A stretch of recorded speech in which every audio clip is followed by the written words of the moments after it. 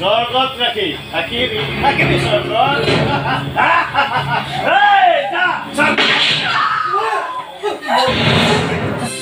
চন্দনৰে মোক বৰবাদ কৰি মাৰি পেলালে। অসৎ প্ৰকৃতিৰ মানুহ বুলি মই কেতিয়াও ভবা নাছিলো।